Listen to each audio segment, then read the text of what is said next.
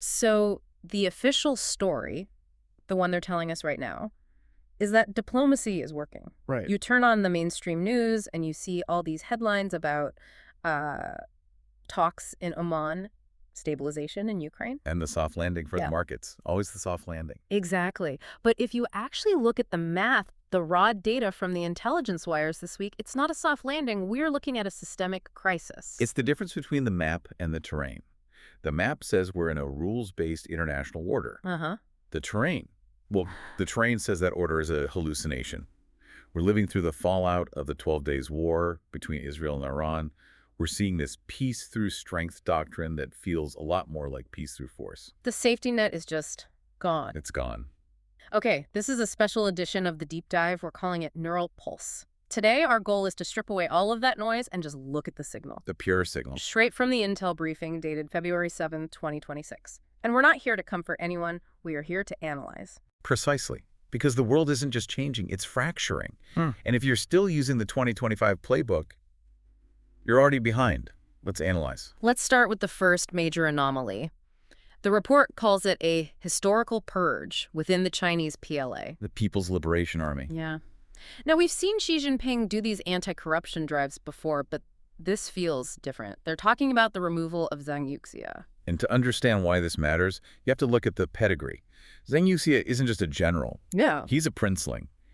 His father and Xi Jinping's father, Yeah. they fought together in the Chinese Civil War. These are blood ties going back generations.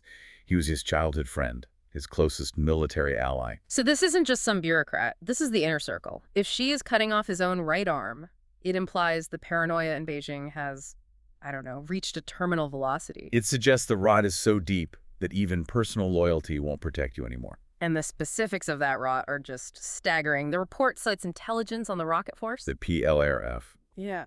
We're talking about field inspections finding water in missile fuel tanks. Not liquid hydrogen, not kerosene. Water. It sounds like a bad joke. It's terrifying. Yeah. Then you have silo lids in their western desert fields that literally won't open Why? because the gears were stripped and never replaced. The budget was probably siphoned off for some real estate deal. So you can't fight a modern war if your ultimate nuclear deterrent is fueled with H2O. Exactly.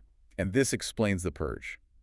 She realized the very weapon he's been threatening the world with might be a complete dud. But this is where it gets dangerous. This is where it gets fascinating. By removing Zhang and Liu Zhenli, who was the chief of joint staff, she has basically decapitated his operational command. The report calls it a nervous breakdown of the command system. So it's a paradox then.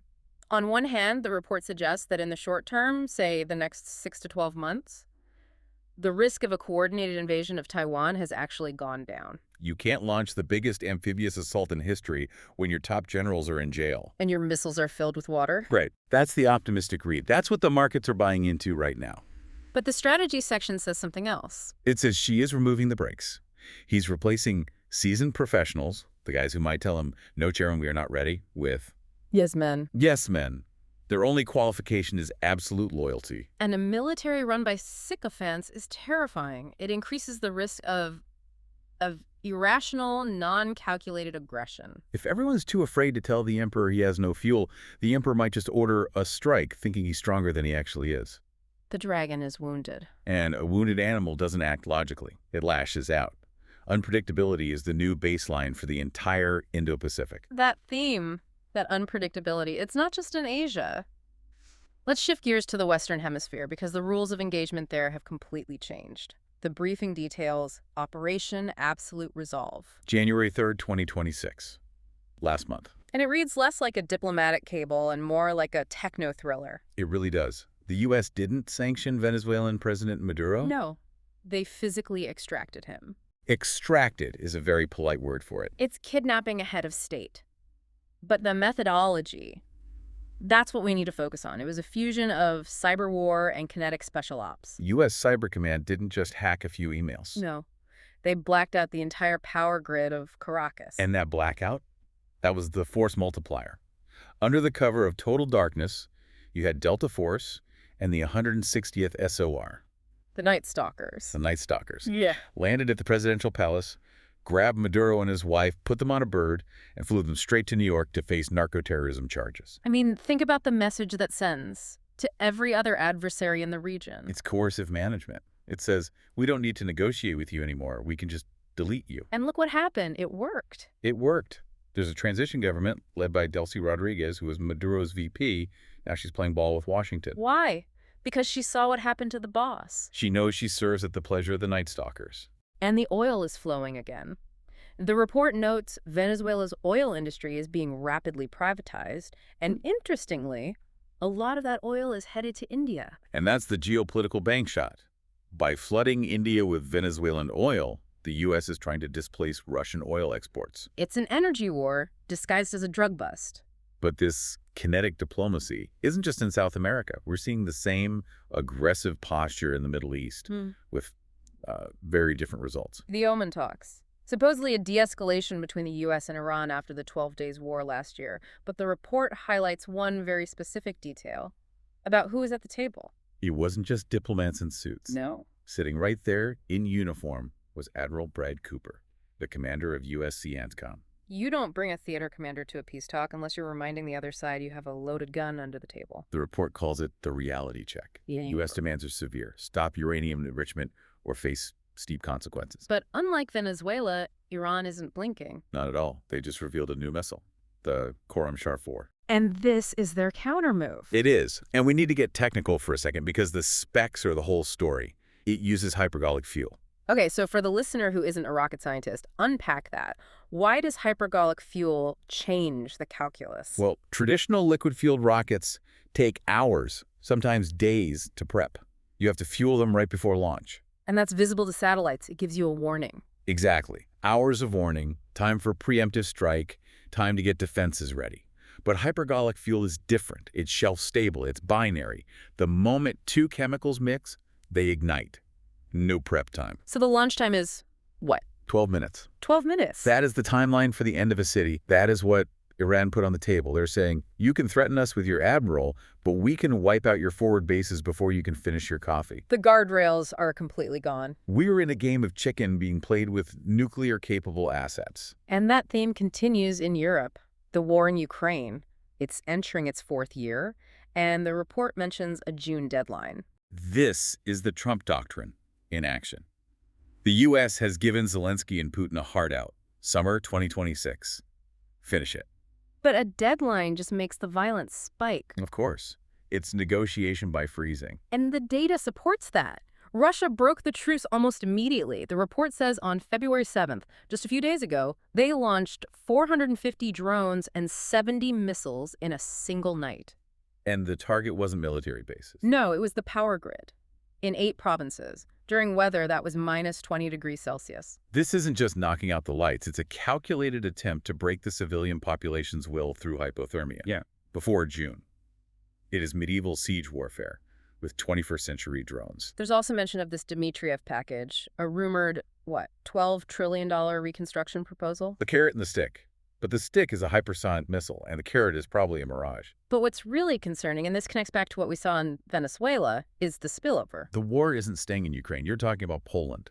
Yes, the cyber attack on Poland's power grid.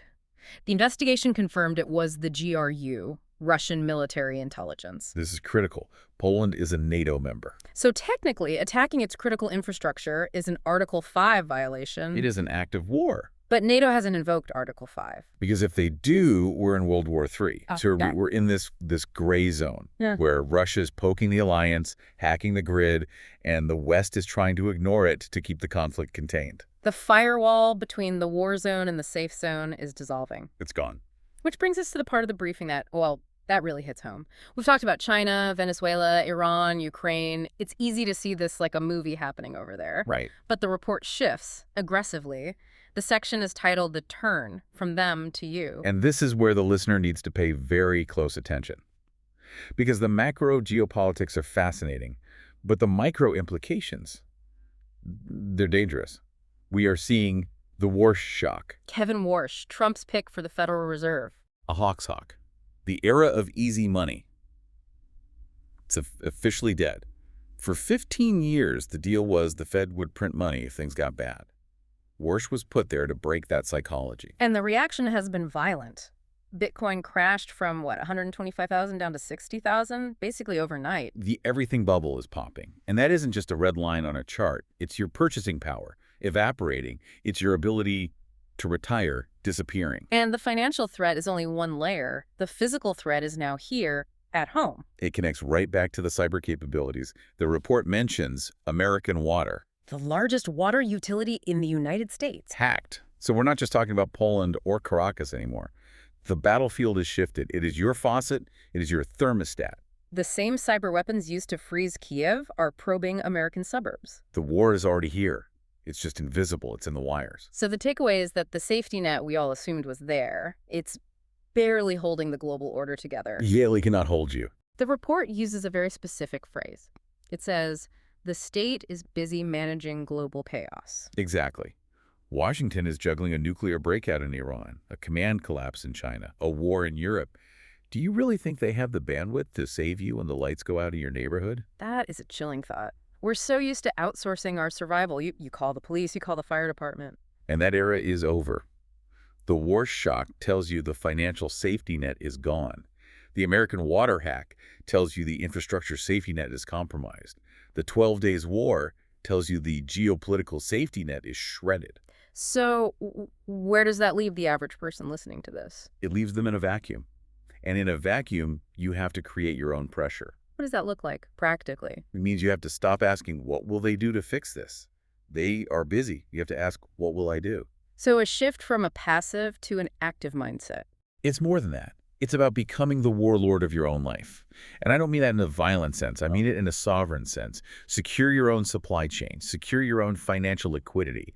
Have a plan for when, not if, the grid flickers. Because when the grid flickers in Caracas, Delta Force lands. But when it flickers here... No one is coming. You are the cavalry. Let's circle back to one last thing. The report mentions forgotten conflicts. While all eyes are here, Africa's burning, Sudan, South Sudan, the DRC. It's a tragedy of bandwidth. The world's attention is saturated. In South Sudan, the World Food Program had to suspend aid convoys because they were being attacked. We are talking about mass starvation being ignored because it doesn't fit the great power competition narrative. But these instability loops feed back into the system. Always. Refugees, resource scarcity, radicalization, it all comes back around. So the overarching theme of this entire briefing, from the PLA purge to the raid in Venezuela, is just force. The veneer of negotiation is gone. We are returning to history.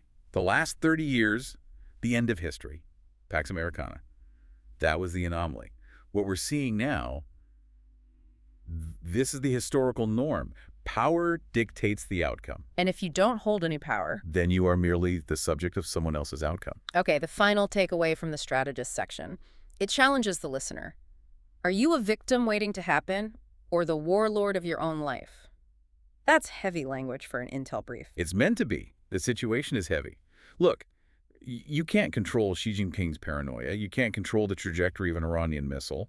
But you can control your exposure. You can control your readiness. So the actionable advice is, wake up, stop assuming the system works on autopilot. The autopilot is disengaged. The pilots are fighting over the controls. You had better fasten your own seatbelt and know where the exits are. A sobering briefing. But that's why we do this, to see the world as it is, not as we wish it would be.